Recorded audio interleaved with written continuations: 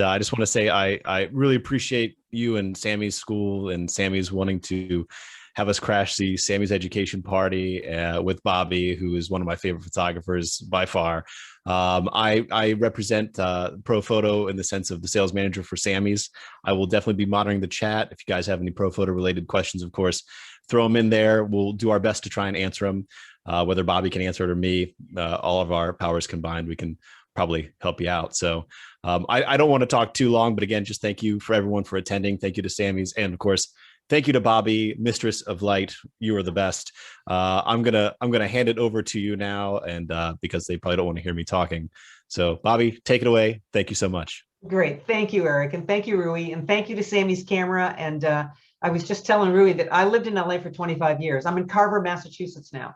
And I've been a customer of Sammy's since he started in like, I think the first time I went into the store was like 1980 or 81 or something like that. So it was actually quite a long time ago. So anyway, I'm delighted to be here. And I am a Fuji photographer. I'm a Fuji X photographer. And I am, Eric and I were talking about this. I am a Pro Photo aficionado, a Pro Photo cult member.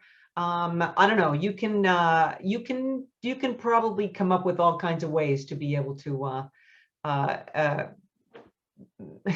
say what it is that I am. But let's just say I love Pro Photo. We're just going to go with that. So most of you, for those of you who do know me, I've been doing this for a long time. I'm a commercial photographer and a photo educator, and most people know me for doing portraits, which is primarily what I do. But flowers has been kind of like I've always been photographing flowers, and it's been kind of my little secret that people don't know that I do this, but I'm now doing more and more of it. And especially during the pandemic, I've completely gotten involved. And right now I am in a long-term project working on flowers that is very different from what I've seen anybody else do. I'm not really going to show you too much of that because it's not really done yet. I'm still in process of doing it, but I do have a couple of new things to show you.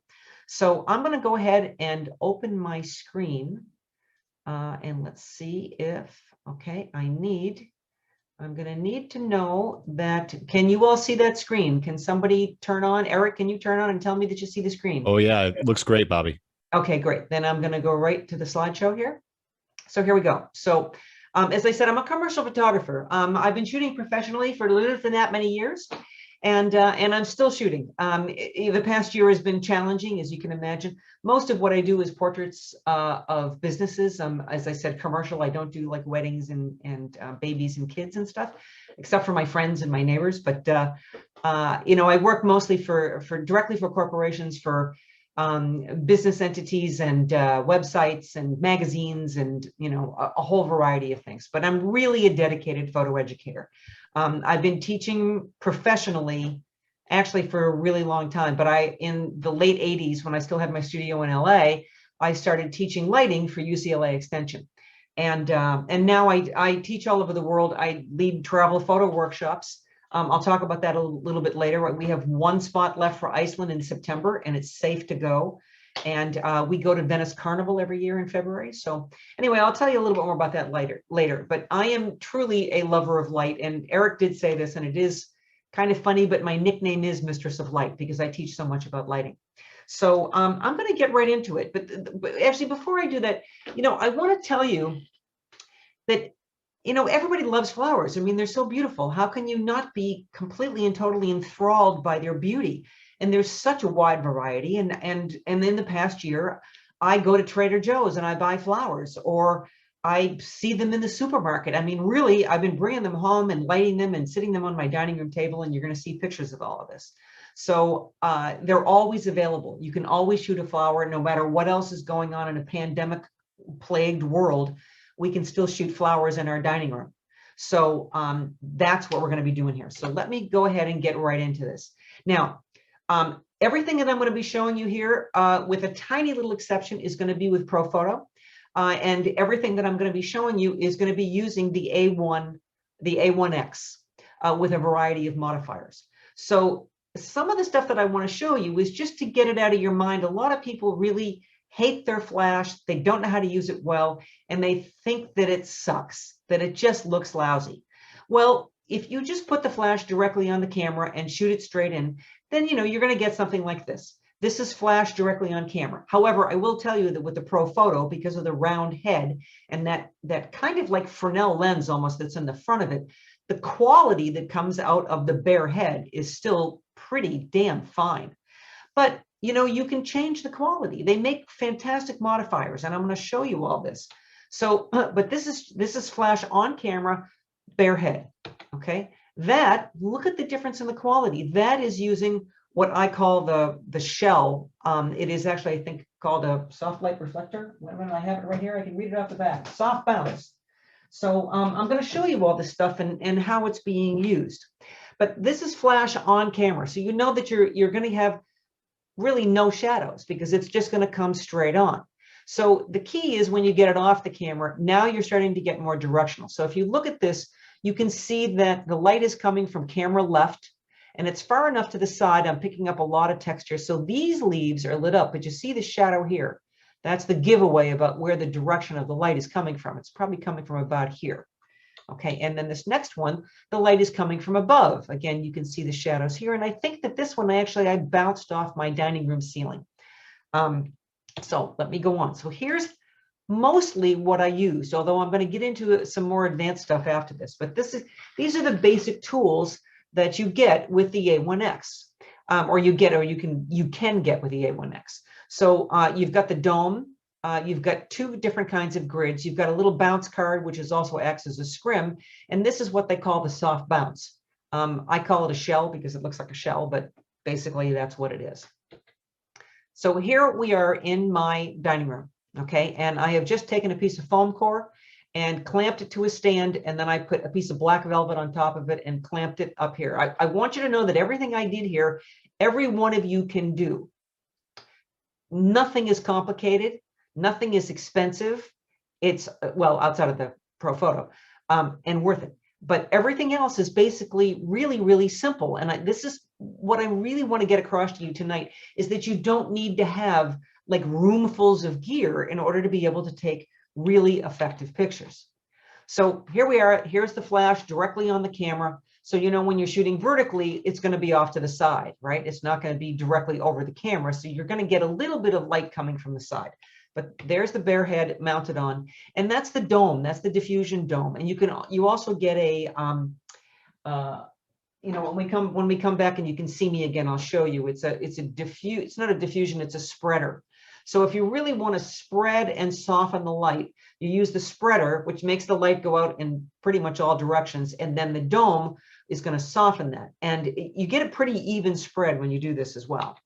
Okay, so there's the grid. Now the grid isn't going to change the quality of light. All it's going to do is concentrate where the light hits. It's just like a grid spot in a movie theater, or in a theater, on a stage.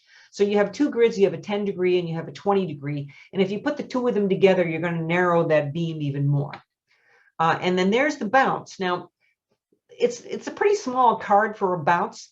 But what it does do is that it helps the direction. And also I use it as a scrim. So if I'm bouncing light and I don't want it to go back into the lens, I can use it that way. And you'll see that in a minute. And so that's what I'm doing here. So here I'm bouncing off of the ceiling, but I'm making sure that none of that light is going to hit my subject directly, so that it's only going to be lit by the light hitting the ceiling, as opposed to this, where you can see some of this light that's coming out here is going to come and hit my subject over here, as well as it hitting here, and some of this is going to go in the ceiling. So, that it's a very handy little thing to have. I really like it a lot. And then there is the soft bounce, aka shell. So those are the basic tools. So here again, I've got the flash off the camera. By the way, I love sunflowers. I even have a sunflower earring that I'm wearing here, and I'm growing them for the first time this year. I'm going to try that this year. Flash is off the camera, a little bit off to the side. Okay, so now I want to show you a variety of things. So you can see here, it's my dining room. I have a red painted, my walls are painted red. I've got, this is a Lastolite reflector, which has got the silver and white stripes. You can see there's white foam core down there. There's a soft gold shiny board. You're going to see a variety of other things. But one of the things that I really like to do is bounce light, because you take a little tiny round light and then you bounce it into something that is reflective. And now look at the size of my light source. I've gone from my light being 3 inches in size to being almost 3 feet in size. So when that light comes and bounces here, whenever you bounce light, it's going to spread. It's going to spread way out. If you bounce into something white and flat, it's going to spread out like 180 degrees. And of course, it's going to be softer because it's bouncing off of something that's white or reflective, and it just softens everything. The light goes everywhere. So again, there's the difference. There's the silver. There's just a piece of foam core. You know, you can go to any office supply store and buy a piece of foam core or an art store for like $5. You know, it doesn't cost you hardly anything.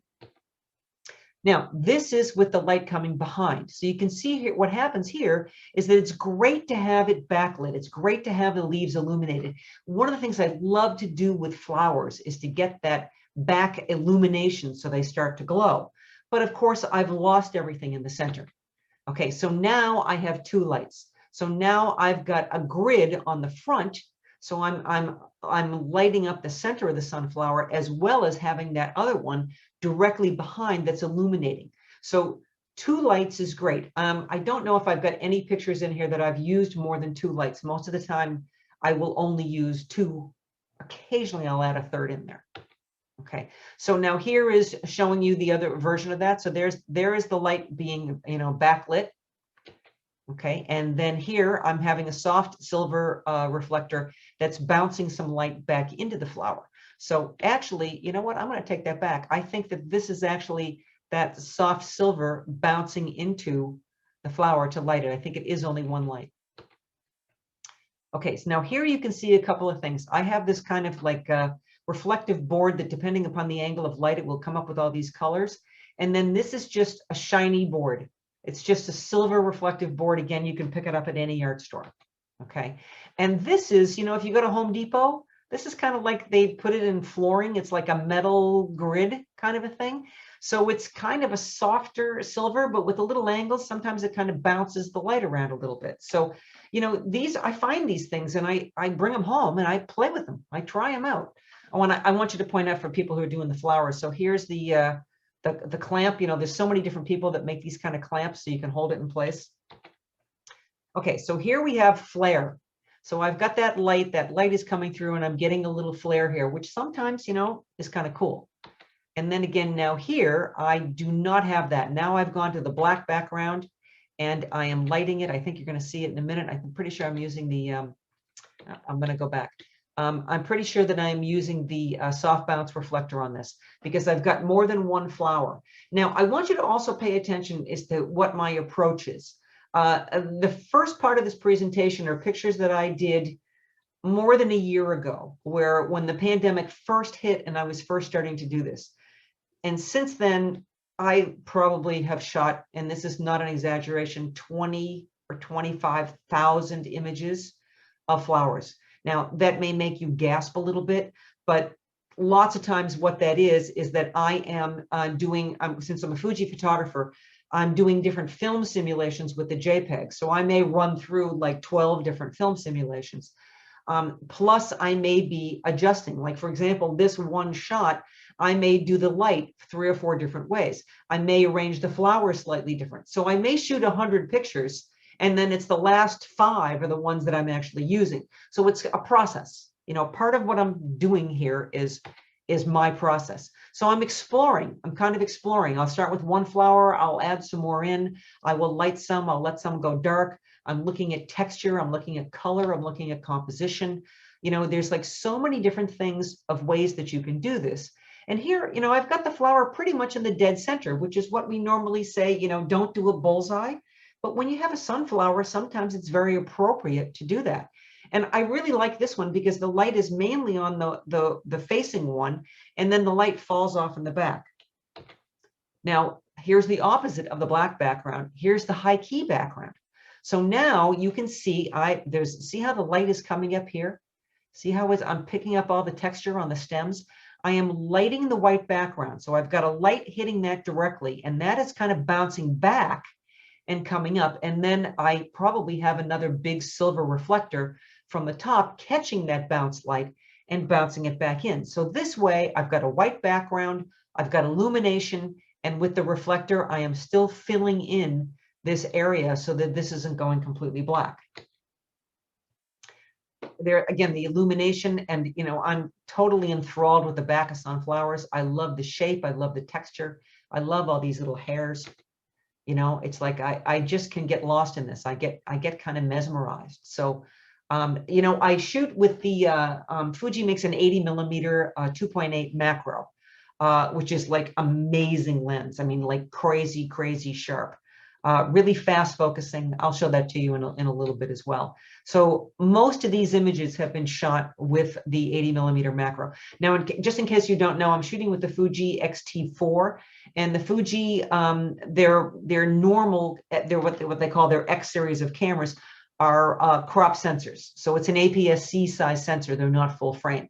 And then they have their 2 1/4, their medium format size sensors in the GFX 100. And I don't have any pictures here with that.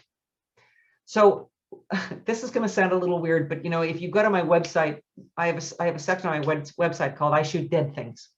I'm actually also kind of like enthralled with what happens at the end. So I save all these flowers as they're dying, and I kind of photograph them in the process of dying until they're completely, totally dried up. And then I try to do something graphic. So with this, my sunflower now is all dried up, but I didn't want it to be black and white. So I almost totally desaturated it. And on this one, I used the tiny grid and just raked it across. So you can see, and here's another way that you can use those, the little bounce cards. So you can see that I've got 2 grids stacked on here. So I've got the 10 and the 20, and then I have the 2 bounce cards here, so that I'm just getting that just that beam of light that's coming across. So I can really pop up the texture, and of course it's a hard light, so I'm going to get more texture on that as well. So again, all of this is really simple to do. You just got to think about, what is the story you're telling about your subject? And that's true about whether you're shooting a portrait or whether you're shooting a flower or a landscape. What's the mood you want? What's the story that you want to tell? So last year, I also got into doing roses. Now, this is just against my wall. So, and I also love this color. I love this kind of like butterscotch color with the little red tips on the leaves. And you're going to see some other stuff like this as well. So believe it or not, this is flash on camera. So there you go. There it is. It's vertical. There's the flash, and you can see exactly there's the picture. So I'm going to go back to that again. Now, normally you wouldn't think about this as flash on camera, but again, when you're on vertical and it's mounted on the camera, it's coming from the side. So you can see I've got a little shadowing going on the edge. So it isn't flat on. So that's an advantage to be able to be doing it vertically. Okay. Now this is completely different. Okay, so, and you're going to see this in a minute. So these two are just slight variations. So the flash is off the camera now, and now you can see that I'm using the Air remote, the ProPhoto Air remote, which I just like. This is like so miraculous. It's being a photographer for as long as I have, I've done everything manually, and now I can do stuff so easily. So the Air remote, I've got 3 groups and 8 channels, 16 channels, 8 channels. And I can control individual flashes individually. I can turn the power up or down in 10th stops or whole stops. I can turn the modeling light off or on. I can turn the light off or on. I can change, I just said I can change the power up or down. It's amazing. I can shoot TTL, I can shoot manual, I can shoot high-speed sync, I can change it to rear curtain sync, and I can do it all from the Air remote controller without having to go to the light and do any changes. So here I'm just kind of blocking the light from bouncing over here, from making sure that it's not going to hit the front of my lens or not go where I want it to go. So now you can see the light is coming from above. So this is a whole exploration in my roses. So I've got one little light stand. I've got the flash hanging from the top. I've got a grid on it. I'm pointing straight down. And again, there is my bounce card, which I'm using as a flag, so that that light is not going to hit the front of my lens. And then that's the result. The light is coming from above, and since I've got the grid on, it's not hitting the wall, it's not making the wall really bright. I'm just concentrating on the flowers. Okay, same here. That was just a macro shot with that same lighting of coming from above. Okay, now here you can see I've taken the flash. It's off to the right-hand side now. And here you can see the results. So you see how this is all in shadow. Why don't I just show you the picture? Okay, so the light is coming from the side. All the underneath is in shadow, so it becomes a little bit more mysterious. But I'm still picking up all the texture here. And it's funny, I just got a little bit of light that spilled over on the one petal right here. So, so you can see I'm doing a variety of things here. Okay. Eric, was there a question, or have I got somebody unmuted? No, I just took care of that, but there actually is a question, which is Okay. perfect timing. Sure. So Bob wants to know which goes in front, the 10 or the 20. I assume he was talking about the grid. Yes. Well, it's a matter of which way the magnets work. So it looks like right now I have the 10 on top of the 20. Yeah, if you try to put the 20 on top of the 10, the magnet won't stick.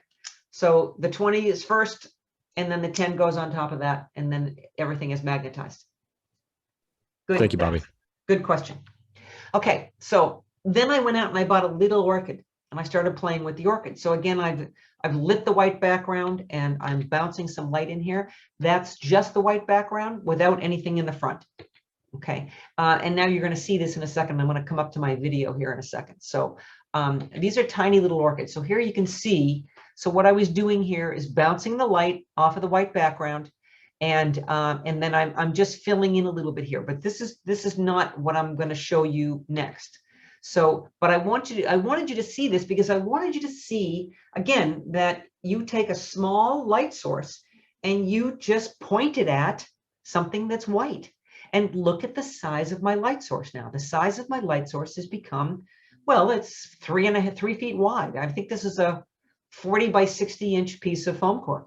So now I have a giant light source, and it's soft and beautiful light. And then I'm using the one on the left-hand side here as fill. So what I did here now is I've taken this kind of gold board, which is kind of like a soft gold, and I am bouncing the light over here. And there's my picture. Now, if you look at this picture and realize how close, let's go back to that. So you can see how big this flower is, okay? It's like 1.5 inches, 2 inches. It's pretty small. So when I come in and I do a picture that's close, where I am actually cropping off the edge of the petals, okay, that's pretty damn close. And I don't care if you're at f64, you are not going to be able to get that all sharp. So this is where you have to get into focus bracketing. So I think that's what I'm going to get into next. Now, in order to do this, bear with me. I have to stop the share, and I have to start again and go to my desktop. And, oh, come on, where is it? Well, why don't I just do this? I will just do that. Nope, that doesn't work. Okay, I'm sorry about this, guys. I always get confused when I do this. So I need to get out of that for a second. There we go. I need to put that down and then come to here, get that open and stop. And now I think I can come back and share my screen. 1 second, and there it is. And Eric, can you see this? I can. Okay, and let's see if you can hear it. Hi, everybody. Yes.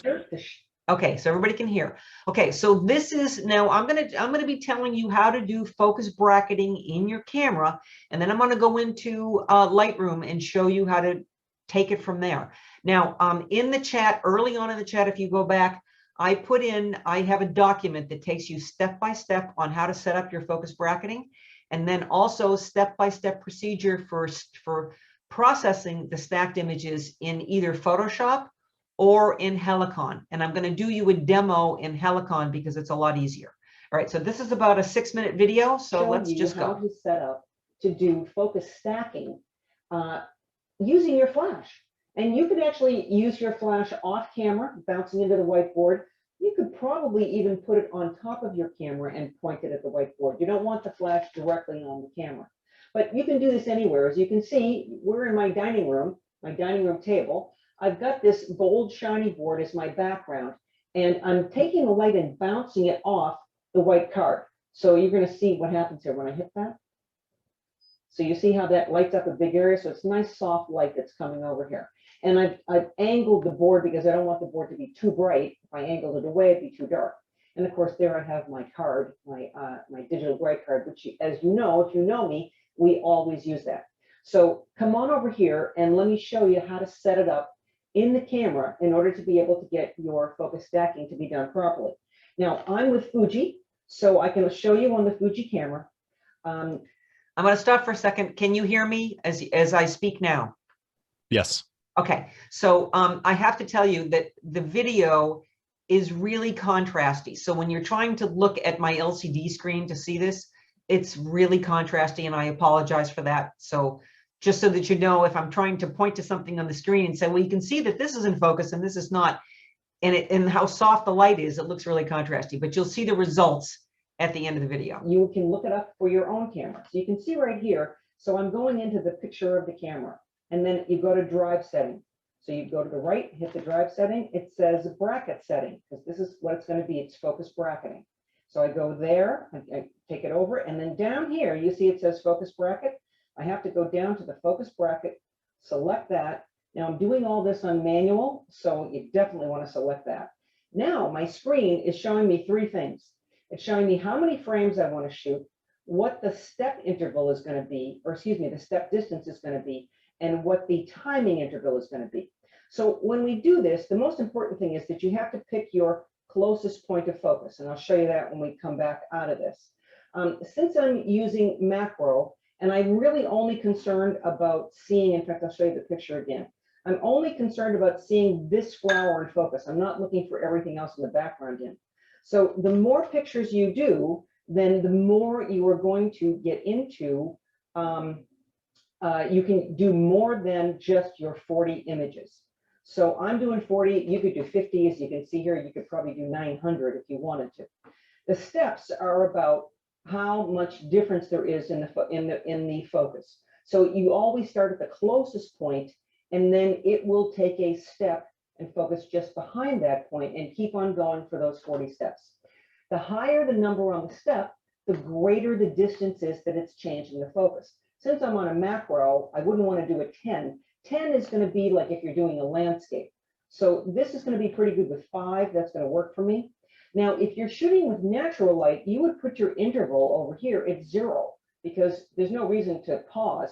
You want everything to stay still. But since I'm using the flash, I want to make sure that it's going to be able to recycle in time. And I can do 40 images with the flash, recycling it in 1 second.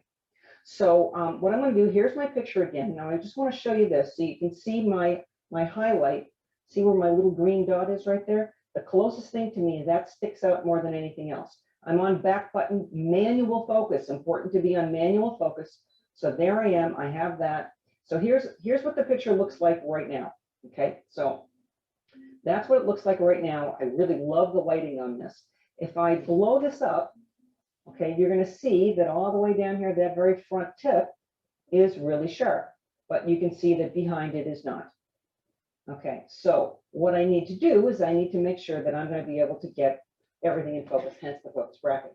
So now the next thing I'm going to do is I'm going to go and put this on self timer. So I'm going to go down here to self timer. I'm going to go to 2 seconds because I don't want to have anything when I push the button on this to make it go, and I don't want it to wobble.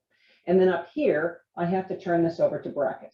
Okay, before I do that, it's always a good idea for your first and your last picture that you take a picture of your hand or something so you know where it begins and where it ends. So there's my, oh, there I'm on my 2 second timer, so there it goes. Okay, so now I know when I take all these pictures in that I know where to begin.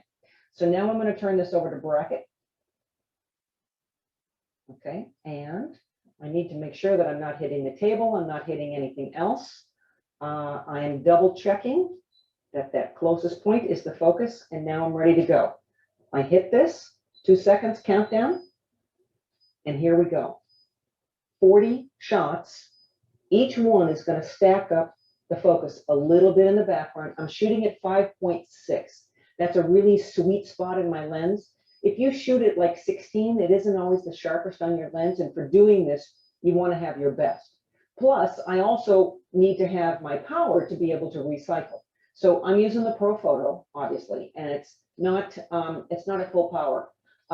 It's at a little bit more than 50%. It's about 60% power. So that gives it the ability. Now also, you can see where I'm bouncing into this white card. So I'm making a light source that's really large and soft, beautiful quality of light. Okay, so there I am. It's done. I've got them all. I'm going to take it off of the bracket now. And I'm going to take another picture of my hand. Oh, I'm still on the timer. There it goes. Here we go. Okay. And now I want you to see this because you saw the first picture. So this is the last picture. So when I look at this, as I go down here, remember how I showed you before how the front was really in focus? And now it's really not in focus. Okay. So what's sharp? Well, right way behind, oops, I'm finger in the way back here is in focus. And also all the way back up here. Okay, so I'm going up in here to be in focus. So that is looking pretty good. So I am all set. Now what I need to do is I need to be able to take these pictures. I'm going to import them all into Lightroom. And then what I'm going to do is I'm going to take them into Photoshop where I can stack them and then I can merge them. And I'll do another little video and show you how to do that. By the way, I want you to know that I shot this on JPEG because if I shot this on RAW, when I try to take 40 images into Lightroom, that's going to be a lot of crunch time to put all that together. So the JPEGs are a little smaller. And of course, you know, the Fuji JPEGs are fantastic. I shot this on Velvia, by the way, Velvia film simulation. Okay, so I will see you on the computer with Lightroom and Photoshop. Okay. Give me a second here, stop the share, and I'm back. Okay, so now what I'm going to do is I'm going to take you into Lightroom. Now, again, I want to tell you that that document is up there that takes you step-by-step procedure. There is another piece of software called Helicon. And now I have no association with Helicon. However, it has Helicon Focus. You can try it for 30 days for free. And then I think that the Helicon Lite, which is just the basic stuff, is like $50 a year or something like that. It's great. It is so great. It is like really fantastic. If you're interested in doing this, I highly recommend this. I'm not going to show you the Photoshop about how to do it in Photoshop because actually it takes a tremendously long time to do it in Photoshop. But in that document, I give you step by step exactly what you need to do it in Photoshop. So I am now going to bring you into Lightroom. Let me get that up and let me get back to sharing my screen. Bobbi, if I can ask you, we've got a couple of questions in the chat, if that's okay with you. Sure. So one of the questions says, it seems, Bobbi, you're not using the focus peaking function. Is it because it's not available when using the bracketing perimeter? Good question. Whenever I'm on the Fuji cameras, whenever you're in manual focus, you can set focus peaking, and I always do that. And I did do that. It's just that it's really impossible to see in looking at a video of the LCD screen. So the answer is that yes, I do use the focus stacking. I mean, I do use the focus peaking. Whether it's available in the bracketing, you know what? I don't know. I used it to make sure that I was in focus where I wanted to begin. And actually I ended up, even though I showed you here that I set it to 40, because right now I think I'm going to process 43 photos, and I think I did go to 50 when I did for what I'm about to show you, and then I realized that I didn't need them all, so I kind of pulled it back a little bit. Was there another question, Eric? Yeah. So, and Bob wants to know, tell us again, why are you taking pictures of your hand? It looks like you have an X-Rite color checker or similar on the table. Are you using it for this? And follow up, what film saturation are you using? That's part two. So there's three questions there. The first one is I was using Velvia film simulation because it's, in this particular case, it's the richest colors.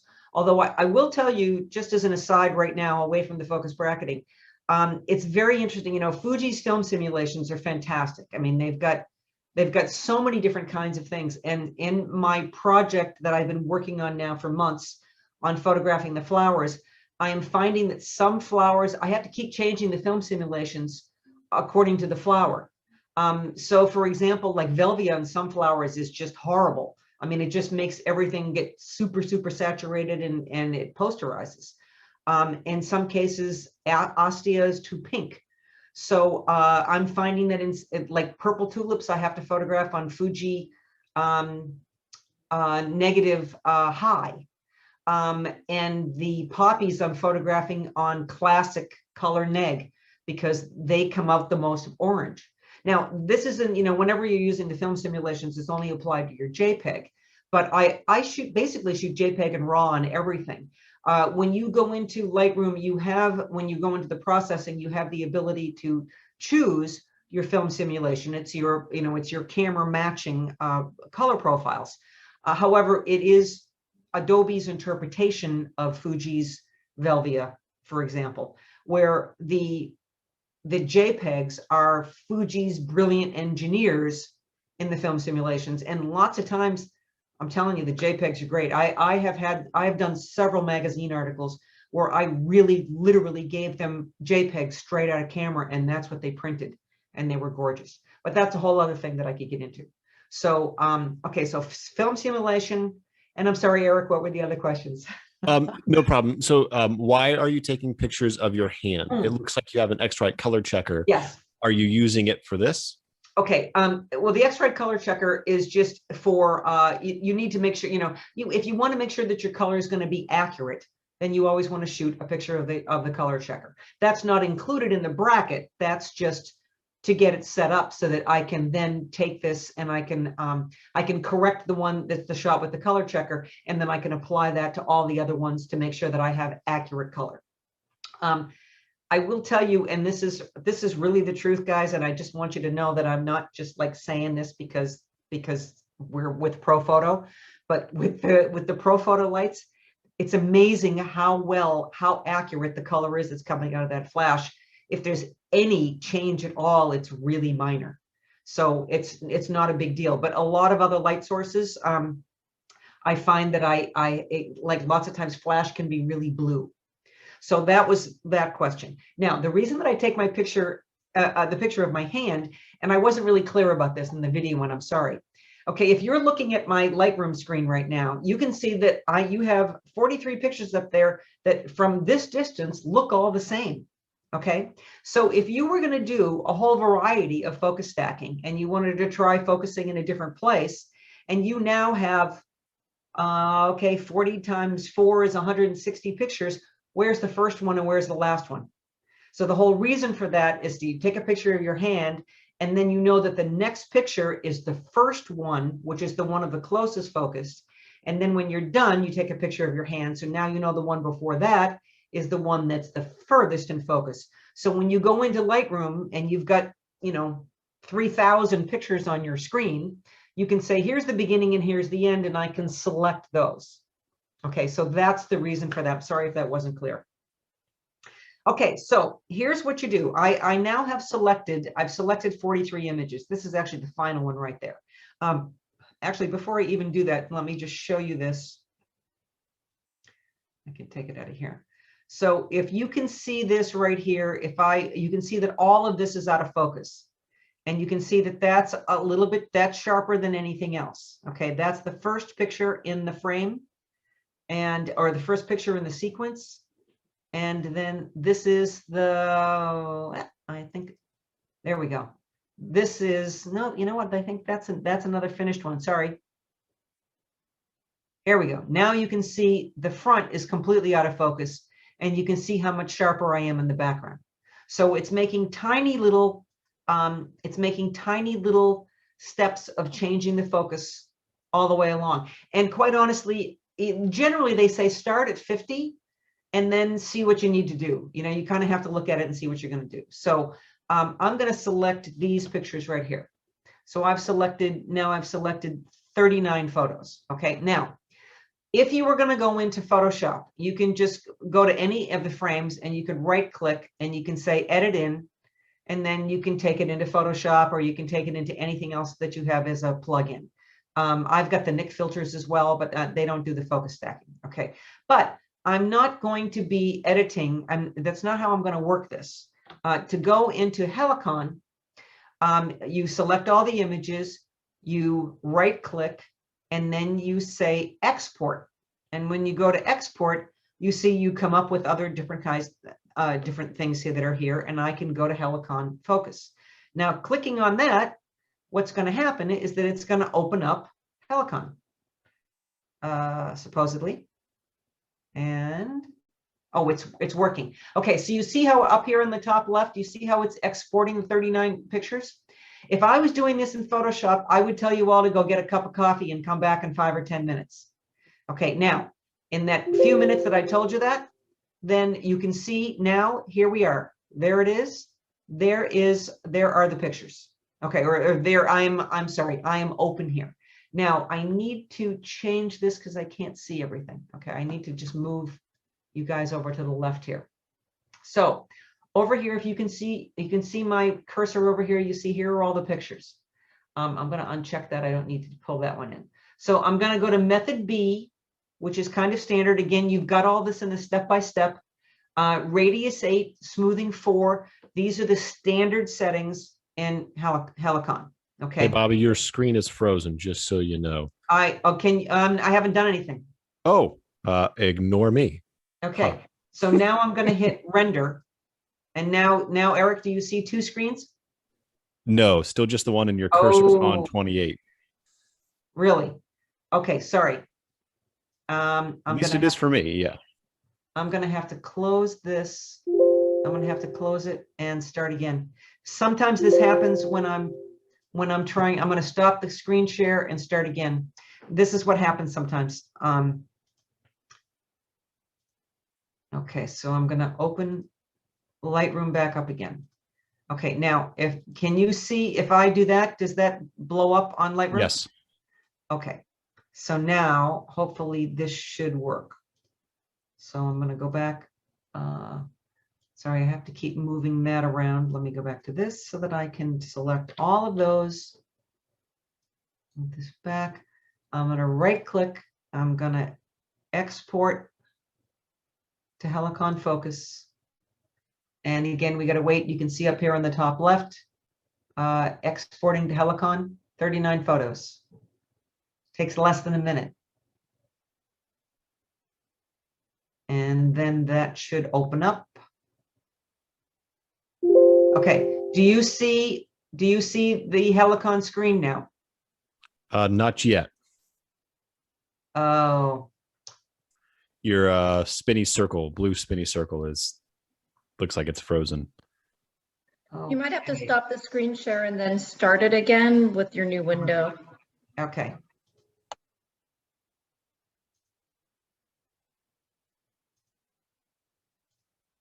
Do you see the orchid now? Yes. Okay.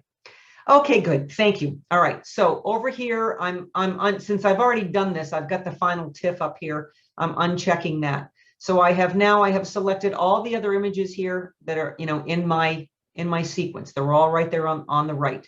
I'm going to uncheck all these TIFFs because I don't need the TIFFs. You can see how many times I've done this in demonstrations. Okay. Oh, no, sorry, they were all, okay. All right, anyway. All right, so now you're going to go down here to the rendering method. You see it says method B, and then it says radius 8 and smoothing 4. That's your standard. And then you hit the render button. Now, when I do that, now do you see 2 screens, Eric? Do you see a black and white on the right? Yep. Okay. Okay, so this is kind of cool when you watch this because you can start to see in the image on the left, you start to see the focus shifting. And this is on your right, you're actually seeing what it's doing, how it's actually reading all of this, which is really pretty fantastic. So it's just like you can watch the whole process take place.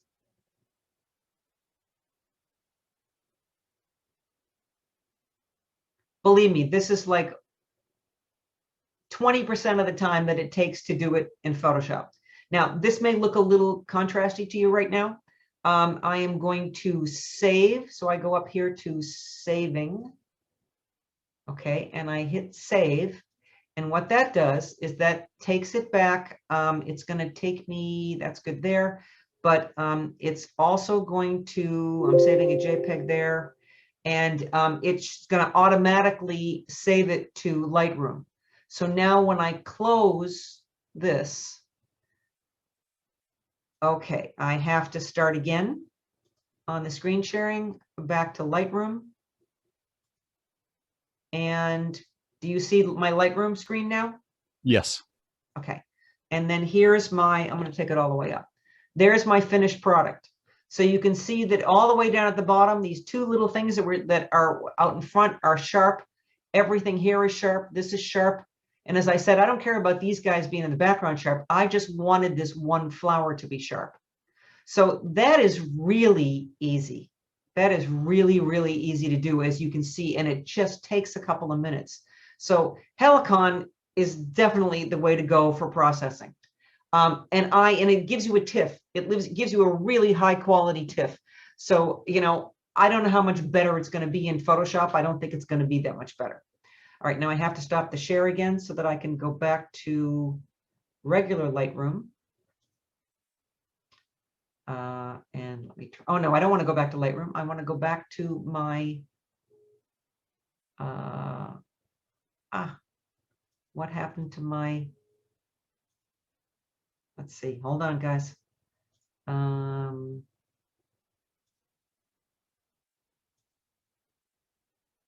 can get rid of this and I can dismiss that because I'm already here. And where is my PowerPoint presentation? Did I close that? Sorry, guys. Let me pull that back up again. You can see everything on my screen right now? Yes. Okay. Okay, and it comes right back. Okay, so you see this, it says video? We do. Okay, good. Then I'm back to where I wanted to be. Okay, so there's the video. Okay, so now let's go on and look at some other things here. Gonna move that back up again. Okay, so now I've got a white chrysanthemum. And I just kind of thought it would be interesting to play with some of the white on white. Now, this is all about lighting. And again, none of this is complicated, but it's really important to see the difference of what happens when you move the light around. And of course, it's not moving for me. Okay, again, I have to stop the share.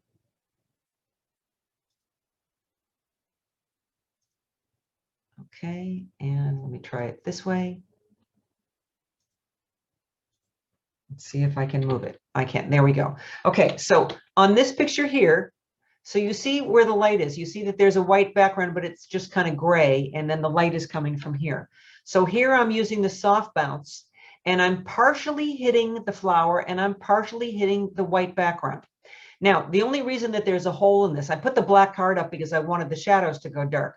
The hole is there because I use this sometimes to put in front of the lens so that I don't have anything reflecting back into a reflective subject. So that's the only reason the hole is there. So this is all done with the soft bounce shell. It's just a beautiful quality of light. And again, the macro lens, and I love coming in and like shooting at like 2.8. So you just have like one thing in focus. And you know, you're just exploring like shape and form and texture and focus. And I've totally this year become completely enamored with shooting at 2.8, coming in really close and shooting at 2.8. So here you can see now I'm just bouncing directly off of the white card. Okay, and so now I've got light coming through as well as some of it coming on. So I'm back to that back illumination. And now you can see I'm bouncing off of my ceiling. Now my ceiling is white, even though my room is red. And if you can see this back here, I have a whole bunch of art papers. You know, they're just like 2 feet by 3 feet. And you have to go to an art supply store or got in New York City, there's a paper store that I have so many different things that I've bought there over the years. So this is just kind of like a texture and a little bit of tone. And I use these for backgrounds. And this year I also went to like Michael's Art Supply, and they make these 1 foot square books. And they're just samples, you rip them out. And I have one that's watercolors, and I have one that's a mixture of colors and has like reflective gold in it. So the watercolor ones, again, will come in a whole variety of like it'll all one tone or it will mix tones. So, but anyway, it's just like instead of just having a white, gray, or black background, it's just using a piece of paper to come up with something different. Now here I've got the spot. So the spot is just coming down right into the middle of this. I've got the black back up and just letting the light fall off. It's almost like it's glowing from inside. Okay, now this dahlia, I just totally love this. So you're going to see a variety of these. So the difference between this one, you see the shadows are going dark because the light's coming from camera right. So here all I did was add a card on camera left to fill in that shadow. Okay, I move the light a little bit here, so I'm picking up a little bit more texture, but look how bright the background is. So what I decided was that I wanted the flower to pop out. This is almost too much the same tone. So how do I make the background darker? Well, I've got to block off the light off of the background. So this is the light straight on. There's another piece of art paper. So now I have the Pro Photo here. This is a rapid box, a Westcott rapid box. So the light is coming, it's illuminating the flower, and it's also hitting the background. And then what did I do here? I move the light so that it's not hitting the background as much, and I put up a piece of black foam core to block the light from hitting the background so that it gets darker. Okay, so there's another view of that so that you can see. Okay, and then I did this. Now this is the film simulation, the Acros film simulation in Fuji. There's a standard one, and then there's one that's green. So it makes anything that's orange or warm tone is going to get darker. And then the red means that anything that's warm tone is going to get lighter. So those were the three of the film simulations. Okay, so here I have a grid spot, again, coming from the top on this flower. And again, here, again, I'm losing all the light from below. So I've put another reflective card from underneath so that I wouldn't lose all that detail. So here you can see there's that shiny card again. Okay, and here's the whole setup. So I've got the grid spot coming down on top of the flower, and I have this just propped up against the base of the flower and against the base of the camera to bounce the light back up into the bottom of the flower so that it doesn't go totally black. And as you can see, I love these little portable light stands. That's what I've got behind me right now. For one thing, when I'm traveling, they fit in my suitcases, but they collapse small enough and low enough that if I want to either be outside and put them on the ground or in my dining room studio, they work great. So now this is that grid spot, but I want you to look at the background here. So it's the same background, and all I'm doing is playing with the way that light is coming across the background. And I'm doing that by using this.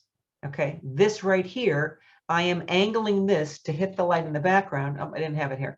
I'm angling this so that it's catching some of this light and bouncing it back into that background so that I'm getting different kinds of like just hot spots, really. Just, being able to place highlights. Impossible to duplicate exactly the same way. You just got to keep, trying to do things a little bit differently and see what happens. Okay, so now I'm back to some dahlias with just a yellow background.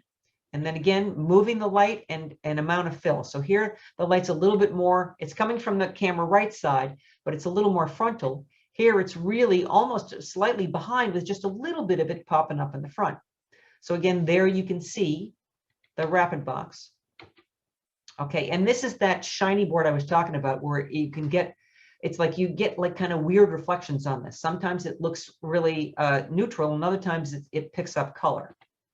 Now, so for this, you can see again, here's my old piece of paper. I have never been able to find this paper again, and my paper is all wrinkly through here. But when it's really out of focus, it doesn't matter. I was kind of intrigued by the purple dahlias and the fronds with the yellow background. So again, I am changing the amount of light that's hitting the background. Here, everything is pretty equal. Here, I now have the flower is actually lighter than the background, but the darker fronds are against the lighter part. Okay, and now I've reversed it. So here, the dark on the left side, here, the dark on the right side. It's just how you're blocking off the light, and then blocking off most of the light off of the background. So the whole thing becomes very low key. That's a very different feeling from that. So again, remember your story. What is it that you want to say about this flower? What do you want your viewer to know or feel? And then of course, when you put up black, you know, it's drama. You know, it's so low key. It's just drama, drama, drama. So, you know, you hardly ever want to have like filled in shadows when you're using a black background, because everything's got to match. You know, we always talk about, excuse me, I always talk about the big three: the direction, the quality, and the depth of the light. Direction of the light, where you place in the highlights and the shadows.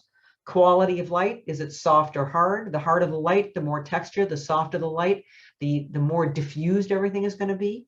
And then the depth of the light, or how dark the shadows are. When the shadows are darker, you will have more drama. When the shadows are lighter, it will be a brighter feeling. So everything has got to come together and match what your story is. So again, the difference between that and this, you can see that the shadows are filled in a little bit more. That kind of like flattens it out a little bit, where that really stays with the drama of letting the shadows going dark. Okay, again, doing it in black and white. And then it's kind of like a light gray there. And again, I've got more white on one side than the other, and there it's more white on the other side, and there it's white everywhere. So it's kind of like the reverse of what I just did before. So I wanted to show you this because I just want you to think about the exploration, about how many different things you can do. Okay, so I think you saw that already. And there's blocking the light off of the background. Okay, this is with the purple flower. And then there's the black velvet over the back. Okay, now, on this one for the white background here. So notice up here, for the rapid box, it's basically it's a beauty dish. So it's got a deflector in it, and light bounces back in. And then you've got a piece of diffusion that goes over the top of it. So, but I wanted you to see what I did was that I pulled it off half of it, and you can see it's silver inside. So what that does is that it puts more light. I'm going backwards. It puts more light on the background. So if I go back to this, the one that's got the full white background, that's where half of the diffusion is taken off. So the part of the light that's hitting the flower has the diffusion over it, but more light is going to the background. In order for a background to go white, it has to have more light on it than what your exposure is for your subject. Okay, and then moving forward to this. Okay, so now I have yet another dahlia.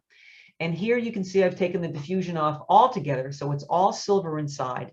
And there's my white.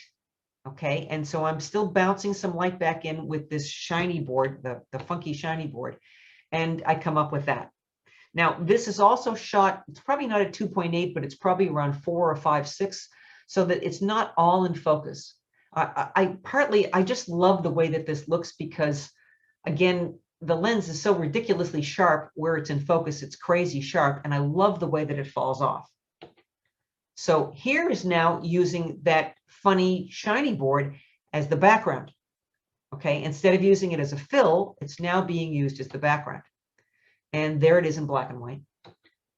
Okay, now, before I go on to this, because I'm going to start going into balancing light outside. So Eric, do we have any other questions I can answer right now? Thanks, Bobbi. We do have a few that have popped up. One thing, so you're definitely showing a lot of indoor stuff. Any tips for doing this outside? That's the section I'm just about to enter. Perfect. So before you go into that, where do we get the plant clamp? Oh, mine is called the McClamp, MCCLAMP. But if you just go online, you can find them. I'm sure that Samys probably carries 2 or 3 different kinds. Most camera stores carry a variety of these little clamps. They're foam, so they won't really hurt the flower. So there's foam that just kind of like squeezes right on there. And then you can clamp the other end onto your tripod or onto a branch or onto a light stand or whatever you want. Perfect. Okay, thank you. And let's see, I think we've got one more here. What's that interesting photo behind you? That's That. that is the Golden Woman in Venice. I lead a photo tour to Venice Carnival every year. Next February will be my 10th year. Obviously, we didn't go this year. And a few years ago, I've gotten to know, I've gone so much, I've gotten to know many of the costumers. The costumers come year after year after year, and they can spend anywhere between $5,000 and $10,000 on their costumes. And they're there to be photographed and to be part of the pageantry. This is not like Rio or New Orleans. This is not sexual at all. This is all about intrigue and mystery and fantasy. So this is, I called her the Golden Woman, and she's backlit. She's got fur and gold on her, and she's standing, early morning light coming behind her. So she's all that fur is all lit up, but she's standing next to a white column, and the early morning is bouncing into that white column back onto her. So she's filled in from the front, and she has a gold mask on, and so her face is illuminated by that. I won Best of Show in the Plymouth Center of the Arts annual International Photography Show a couple of years ago with that. So that's what that is. Sorry, Thank you, Bobbi. a little bit. Okay, so can I go on? You may. Okay, so let's go to outside. So this is the only thing I'm going to show you that was not done with ProPhoto. I have one of my Fuji cameras is the Fuji 100V, which is it's a basically a 23 millimeter lens. It's a fixed lens. You can't take it off. It's a wide angle. The whole thing is this big. It's got the same sensor as the T3 and the T4. It's a fantastic camera. It's a great street shooting camera, but it's great for all kinds of things. And I could actually focus this close. This flower is, if you can see me, is about this big. This is just walking through the woods. So that's with its built-in fill flash. That's without. It's just like automatically gave it to me just right. Okay, so here's a lady slipper, just as is. And that's with the fill flash. And again, I did nothing to it. I do have the ability to be able to adjust it, but it works so perfectly just turning it on and deciding how much fill flash to give me. One more version of that. This is all the natural light, and that's with the fill flash. This one looks a little flashy to me, or this one I think looks really good. So, so even your built-in flash, and if you can adjust it, you can take it down. So, you know, don't forget that you have that ability. A lot of you have that ability built right into your camera.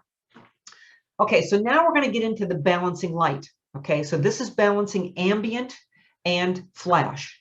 Now, normally when we shoot flash, we're shooting at a 250th of a second, whatever our sync speed is for our camera, because we're using the flash as the main light source, and we want to basically eliminate or subdue whatever the natural light is.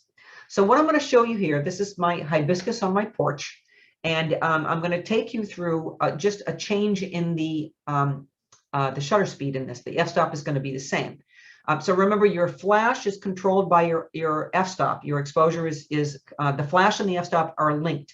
The shutter speed doesn't control the amount of light on your flash because the flash duration itself is several thousandths of a second. You know, a 5,000th, a 10,000th of a second. That depends upon several factors, but it doesn't really matter if you just kind of have it in your mind. The light's only on for an incredibly short period of time. So if you're shooting at a 60th of a second, the light still is only on for a 5,000th of a second. So if you're at 125th, a 250th, a 60th, or a 30th, and there's no other light around, it's not going to make any difference. The flash is still going to look exactly the same. But when you're outside and you have mixed lighting, now you have the ambient on the flower as well as what's in the background. So what I did here is, this is a step-by-step. I have the flash off camera, and I went to my sync speed of a 250th, which is cutting out most of the ambient light. You can see off in the background here, it's gotten really dark green. So this is a 250th of a second. That's 125th of a second. That's a 60th of a second. Actually, I think I'm skipping one. I think that's a 30th of a second. Now, even though the flash is still on here, there is so much ambient light on this picture that it's awfully hard to tell that the flash is there at all. The ambient light is just as strong as the flash is, where here I'm bringing that ambient light down. But I want my background to be lighter than this. I want it to be lighter than this. So now I have a problem because there's just as much light on the flower as there is in the background. So here's my setup. Okay, so here's my hibiscus. There's my flash. I have a grid on here. And again, I am using the bounce card actually as a flag so that it doesn't hit the front of my lens. And you can see what's going on in my background. It looks like a fairly overcast day, but you can see that it's a lot lighter in my background than what you saw in that picture. So what to do? Block off the light that's on your subject. Okay, so you can see, oh, actually it's not a grid. You can see up here, I have the diffusion dome on here. So it softens the light down. So what does this look like? Okay, so this is the exposure. Okay, this is the exposure with the reflector blocking the light. Okay, so now and you can see how dark the flower is now compared to what it looked like there. So I've blocked off probably at least 2 stops of light with the reflector. And again, I'm holding this, you could clamp it to a stand, but I'm trying to show you how you can do everything by yourself. So now I can have the correct shutter speed and I can have the light from the flash coming from the side. So now I'm really popping up the texture. You can see that your little highlights that are in the water. So this is a combination of the two, blocking the ambient off the flower so that it's mainly lit by the flash and have the correct shutter speed to be able to pull the background in enough to get the tonality that I want. Okay, before I go any further, are there any questions about that, Eric? I'm going to do this again, but I want to make sure that people are following this. So far, you're good. No questions. Okay. Okay. So also on my porch. Okay. So here is again with the flash and without the flash. With the flash, without the flash. It's kind of dull without the flash. Okay. So now you can see I'm using the soft bounce. Okay. I've just got it sitting on my railing back here. But I want you to notice back here, you see how there's some direct sunlight that's hitting different spots and there's shade? Because that's going to be a factor in what's coming up here. Okay, so there you can see the back of the flash. By the way, most of this I'm doing on TTL because the TTL on ProPhoto works so amazingly well that on my controller, I just set it on TTL and it tells the camera, you're now on TTL. And then when you're on TTL, what happens is that you pick the f-stop, you set the f-stop on your camera, and then the camera then is in communication with the flash, and the camera says, okay, flash, I need you to put out enough light for me to reach 5.6, for example, okay? And that's what it will do. It will do it automatically. If you run manual, you either have to take a reading or you have to guess. And on the ProPhoto, you'll see up to 10, but that's not F10 or it's not F8, it's not F11 or 5.6. That is the difference between 8 and 9 is 1 stop of light. The difference between 9 and 10 is 1 stop of light. So you can go from 4 to 10. So you've got a 6-stop range in 10th stop increments. So when you're on manual, then you have to manually change the amount of light coming out of the flash, and then it will give you the same amount of light every single time. Now, if you can follow me on this, because this is really important, quite often what I do is I start off with a TTL. And then if the TTL looks good, I switch it to manual. When you switch it to manual, which again is it's just a click on your Air remote controller, then the flash retains the same amount of light that you did on the TTL. So however much light it put out for the TTL, it's keeping on manual.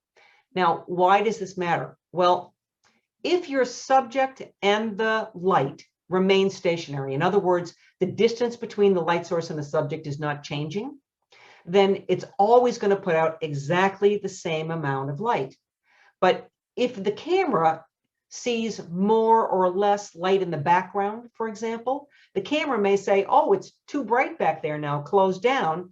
And if you were on TTL, it would then change the amount of light coming out of that, which would change the amount of light on your flower. So it would be constantly changing. So it's better once you're set up, if your light and your subject are stationary, to switch it to manual. And you'll see why here in a minute. Okay, so in this case, I am set up. You can see my flash is coming from the side. So I'm lighting up all the texture here. I'm shooting at 2.8, very little depth of field. And you can see how this is lighter in the background and this is darker. I am slightly moving the camera a tiny little bit side to side, up and down, so that I am changing the light in the background. Here, I moved a little bit. So now the entire background is in shadow. Where here, I'm shooting so I have where the sunlight was hitting in the background. If I was on TTL here, the meter in my camera would see this as bright and would want to close down. It would see this as dark and want to open up. So it would add more light to the picture in this and less light to the picture in this. But instead, I have the same amount of light because I'm on manual. So every time it's going to put out the same amount of light. Okay, I hope everybody's good with that. So again, just a couple of variations on this. So sometimes it's like it really makes a big difference. It's like you just need to move like an inch or two up or down. Okay, a couple more of these. So this is the natural light. That's with the flash. Okay, and again, you can see the background is staying pretty much the same. So I'm just balancing the light here. Okay, and there's my clamp again. So you can see how this has got, it's all foam there. So I'm holding that so it's going to stay in the same position. Okay, and there, see here, it's more like just like a regular clamp, where this end has got the foam so it won't hurt the flower. And there is the my soft bounce shell. Okay, again, natural light. That's with the flash. And in this case, I'm trying to make it look a little bit more like sunlight. So you can see it, you see the hard edge of the shadow, but it still seems a little too bright and the background's too dark. So I just went to a slower shutter speed. And in this case, through the slower shutter speed, not only lightened the background, but it also blended the light. So this is more like fill flash. Instead of using the flash as the main light, I have light on the subject and I'm adding some light to it, and it's blending. Okay, so again, you can see there what's going on. Okay, I'm gonna go through these because I want to get to the last part of this. So you can see all that. Okay, because I've got some, I want to get into some sunflowers. So here, sunflowers illuminated from behind. That's all natural light. Okay, I now have a grid spot on the sunflower. Okay, you can see how well lit the bee is. So I've got the sun is coming directly behind, and then I'm put the grid spot on the sunflower. Now I'm on high speed sync, and because I'm shooting here pretty wide open at like f2.8 or 4, so I'm probably at 1,000th of a second. I have another little video coming up here, but I just kind of wanted to show you a couple of variations on this. So all of these right here are all backlit by the sun, and then the flower, the front of the flower is lit by the flash on high speed sync. So there you can see me right there. I've got a grid spot on the flash. Okay, and so there's a grid spot there, so you can see that too. And you can see since I'm shooting right into the sun, I should have my lens shade on, but I can't even see. Okay, so there's without the flash, and there's with the flash. Okay, I mean a huge difference, right? Okay, so again, you can see what's going on here, and there's that one. And now I think I got another video to show you. Okay, so I have to stop that, and I have to go to share screen, and I have to go to, if I go to that and open that, and then close that, nope, I have to escape this. Sorry guys, bear with me for a second. I again have to go through this because I want to. Okay. Hi. Do you? Okay. We are in. Do you see that and hear that? No. We hear it, no, but not see it. You don't see it. Okay. I will be right back there. I will stop the share and start again. And okay. Do you see me now? See you now. The sunflower field at Perfect. Golden Tulip. I guess they do tulips here in the springtime, but right now we have these magnificent sunflowers. So up until now, I've been using just one flash, but right now we're doing something that's really kind of cool with 2 flashes. We don't have any sun today. It's completely overcast. So that means no blue sky and no backlighting. All the sunflowers face the east for the early morning light. So what I've done is I have two lights right now. My main light is the shell on top of the ProPhoto, and that is lighting up my main flower right here. It's also spilling a little bit onto this back flower here, which I want, but this is still the one that I'm doing the most. And then back over there is another flash, bare head, shooting through this one and a little bit of this one so that the petals are lighting up like it is backlight. Now I'm also on high-speed sync. So right now I'm shooting at f4 at 1,000th of a second at ISO 400. So, and this is the coolest thing of all. I am now have my wide angle lens on. So it's the Fuji X-T4 and I'm shooting at 16 millimeters, which is the equivalent of a 24 on a full frame. And I'm coming in, filling the frame pretty much with this, but seeing the other ones in the background. So let me show you what the shot is, and then I can show you it right here. Okay, so I'm really close in here. And I actually kind of want to see right like that. Okay, so there it goes.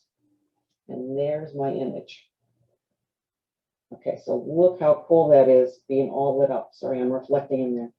Okay, you'll see the real picture on the screen in a second. Okay. Okay. So I'm going to go back to share screen and let's see if I can go back to, why do I keep losing my, sorry guys, again, bear with me for a second. I have to bring my PowerPoint back up and now I can come back to here. This is the only thing that gets a little sticky here.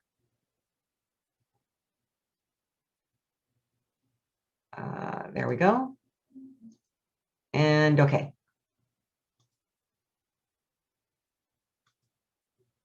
Okay, so can you see that? Yes.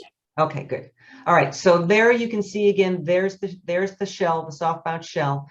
Again, one of the things I love about the Fuji is the fully articulating screen here so that I can hold it way over my head and see what's going on. And there's the picture. Okay, and I just completely love this. I love that all the focus is on this and literally and figuratively so that, you know, this is what's sharp and the light is falling off. And I've gone specifically to a faster shutter speed to make the background darker because you could see the sky was totally overcast. And now these flowers are getting darker as they fall off. So it's just kind of like the row of flowers. But look at the quality of light on this. It's just great. And you can see that there's some illumination coming through here from the light that's in the back. There's some illumination on this flower back here. I mean, I love this picture. So bear with me, but I really love this picture. Okay, now a few more of these, and then I'm going to show you what I've been doing just really, really recently. I did this one at Christmas time. Fuji came out with a 50 millimeter f1 lens. Which is like ridiculously sharp at f1, which is what this is here. And this is again with the shell. I'm in my dining room. I got these chrysanthemums. I focused on this one. I didn't think it was a great shot. I did that. I didn't think it was a great shot. So I did. And there now I've got the, oh, sorry. This is, and you've probably seen this in the background. ProPhoto came out this last year with, this is an attachment. It's a metal attachment that the ProPhoto A1 fits right inside. And now this is the standard size ProPhoto ring. So all of the ProPhoto light modifiers you can now use with your A1, which is like miraculous. It's like, why didn't somebody think of this before? So, I mean, this is like perfect. I mean, I'm using the Octa, I'm using the strip, which you can see behind me over here. I mean, this is just like, it's another one of these things where it's like changed my life. So, okay, so here we can see there's my chrysanthemum and my light. And so this is, oops, this is the Fuji 50 f1. I'm going to go back to that for a second. Around in my dining room, around my windows, these are little Christmas lights. They're the little tiny ones. So at f1, the bouquet is just crazy. So this is a window, this is a window, this is in between the window. This is the 50 millimeter f1 at f1. This is like crazy sharp. And that's the kind of bouquet you get with throwing the background out of focus. And that is, again, with the 2-foot Octa on that. And I did a little drag the shutter. Okay, so in this case, I am going down to about a 15th of a second, and I'm shaking the camera. I'm kind of like rotating the camera. So it's making all the ambient light blur, but you can see that, of course, the strobe is going to freeze the action because it's a 5,000th of a second or less. So that's going to be frozen. There's no ambient light on the flower. There's only ambient light in the background. So this is my dining room, guys. Okay. All right. So now this is what I'm doing now. We're down to the last few things here, and then I'll answer any of your final questions. I've been doing a whole variety of things. That sunflower farm in the springtime is a tulip farm, and I was there a couple of weeks ago, and I bought more than 30 tulips, and I've been photographing them like crazy. I went to a fabric supply store, and I bought all kinds of background materials. But I wanted to show you this because it's about your way of thinking. Everybody loves to have saturated colors. So here we have this beautiful tulip, and again, it's partially dying. I already told you I like dead stuff. I've got all of these rainbow colors here, but that actually go perfectly with this tulip. And I like the dynamic of this. And we normally kind of like this kind of saturated. But if you look over here, this is done in Fuji's film simulation called Classic Chrome, which is much more subdued. And I've also taken in Lightroom, I've taken the texture and the clarity slider and gone minus with them. So instead of making it sharper, I'm making it softer. And it's a little more subtle. It brings the subtlety of the colors down, the saturations down a little bit. So it's a different kind of feeling. So I want you to be thinking about this, okay? This is the strip light off to camera left. Look at these tulips. I mean, I went crazy at this tulip farm. I never saw these tulips before that have like little white lace around the edges. And then this purple, I'm looking directly into this. So this is the strip light coming from camera left. So it's kind of coming through here. You can see it's kind of illuminating here. And then I've got a reflector over on this side that's bouncing the light back into the center of this tulip. So I'm looking right down the dead center of this. Okay, this is another one about thinking about. So here we have, the beautiful red tulip. Believe it or not, this yellow background is a curtain that I have. And it's just kind of like one of those yellow mottled curtains. And so it's a perfect background. So colors go great. And then here's, my petals have fallen off. This one's starting to go. But here I'm like way above looking down. So instead of looking straight in, we normally think it's like, get out of your way. Look at different ways of doing things. So I've come up with a wider angle lens pointing down. Again, I've got that strip light off to camera left here. And, as I was rearranging this, the petals were falling off as I was rearranging. So, but I kind of like that. So I'm looking down. It makes everything look really squat, but it's a different kind of perspective, and it's a little odd. Now, this is also, I mean, look at these beautiful purple tulips. I fell in love with these. So this is my curtain background. This is another piece of material that I bought at the fabric store. I've got all these purple tulips. And again, I have the strip light off to the left-hand side. So the light is side lighting, popping up all the texture. And most people, again, this is the way that we're going to look at something, and this is how we're going to process it. But then look at this. Okay, this is starting to look like an old Dutch master. So again, I've gone to desaturating somewhat, taking the texture and the clarity slider to minus, and letting the shadows go much darker. You can see that there's much more difference between the highlights and the shadows here. And here I've kept it a little bit more pulled in, so it starts to look like a Renaissance kind of painting. So again, what's the story? What's the story you want to tell? Okay, again, the black and white film simulation. So this is actually the Acros with the red film simulation. This is a red tulip, so it's become very light, and this is blue. Well, actually, that's what it looks like. So there you go. So to me, I look at this in color, and I go, wow, this to me is way more interesting than this is. Although this is where I started, but once I started playing with it, and again, I'm getting into the dying flowers, then I find that much more interesting. Okay, now my amaryllis, this literally was shot a couple of days ago. My amaryllis, 3 flowers came into bloom at once, and I played with the light. I took the light, I brought it low, I started off with it above. So I've got it above. And again, this is, I do have a production still, but I didn't get it into the show. This is the Octa. This is the 2-foot Octa with the A1. I started with it above. So you can see that it's lit up a little bit more here, and the pistils are lit up over here. And you can see the way that the light is hitting. It's just a gray piece of paper in the background. And then I moved it down a little bit, so it's coming a little bit more from the side, picking up a little more texture. These are still popping out, but I'm not getting any light in the center. Okay, now I'm starting to illuminate from behind, and I do have a fill card over to the right, but I'm still getting some light on the pistils, so I'm lighting them up. Okay, and now look at the background change. I'm also using a black card to block some of the light off of the background so that I can control it how I want. Okay, and now I've gone to the low key, so I'm blocking off most of the light of the background. And it's really pretty much illuminated, and it's from behind, and it's low. It's coming from low, so you can see how it's lit up more here, especially you can see it here, and you see it's lit up from underneath. So I'm kind of monster lighting the amaryllis.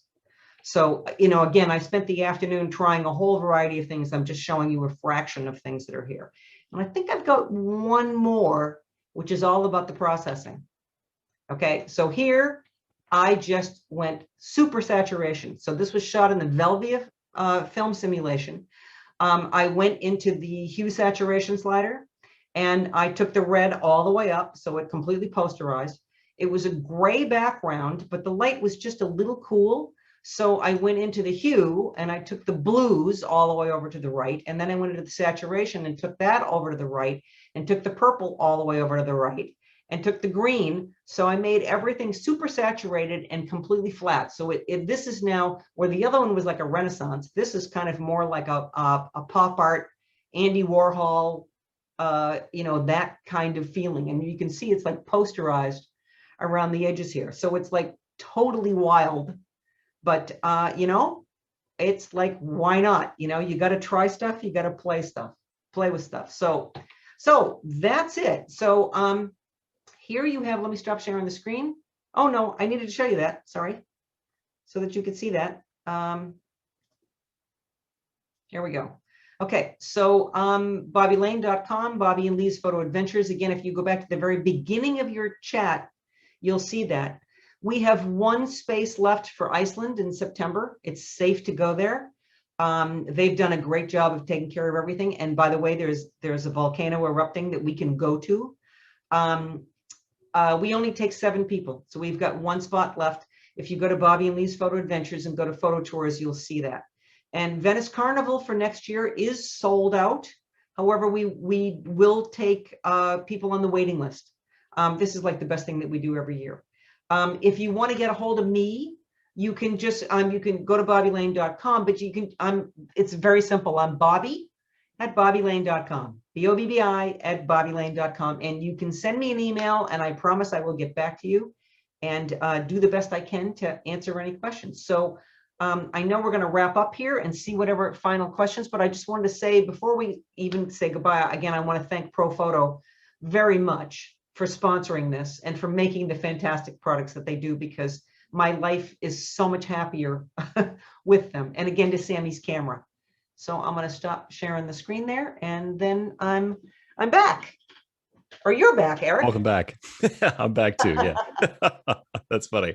Well, Bobbi, I gotta say, I mean, as always, it's amazing to watch what you can do, and I learn something every time I watch your presentation. This is the first time I've seen the flowers, yes, flash, which I love, and that's awesome. So, and I want to say thank you to everybody who took the time out to watch everything, and your awesomeness, and thanks again to Samys for letting us do what we are doing. So, yeah, I just want to say a big thanks again. And I don't think there's really this is recorded. I believe this is going to be up on Samy's YouTube channel later. And Bobbi, you're getting great comments. Everyone seems to love you. Great. So I'm going to, and if anybody wants to save the chat, if you go into the chat box at the bottom right, there's 3 little dots, and you click on that and you'll get save chat. So I'm going to save my chat right now. Look at that. I didn't even know that.